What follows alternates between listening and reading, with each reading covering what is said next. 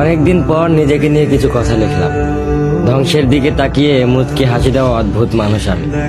হয়তো আমি পাগল, হয়তো অনুভূতির ভিতরে কোনো এক গভীর অতল দুঃখ বাসা বেঁধেছে। তবুও নিজেকে জোর করে হাসাতে শিখে গেছি। যেদিন ভেতরটা একবারে ভেঙে গিয়েছিল, সেদিনও বাইরে থেকে এক চিলতে হাসি মুখে নিয়ে সবার সামনে দাঁড়িয়েছিলাম। কষ্টগুলোকে আমি বন্ধু বানিয়েছি, একাকিত্বকে আপন করে নিয়েছি।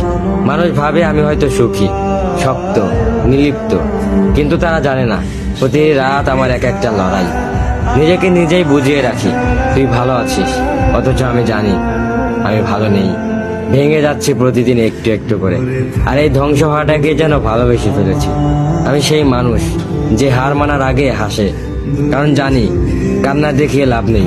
পৃথিবী শুধু শক্তদের মনে রাখে, দুর্বলদের নয়। তাই আমি অদ্ভুত, আমি অনুভূতির আগুনে পুড়ে যাওয়া নীরব যোদ্ধা। আমার জীবন কোনো সুখের গল্প নয়, এটা নিঃশব্দ বিপ্লব, যেখানে হাসির আড়ালে লুকানো থাকে হাজারো না বলা কথা, ভাঙা স্বপ্ন, হারিয়ে যাওয়া আমি।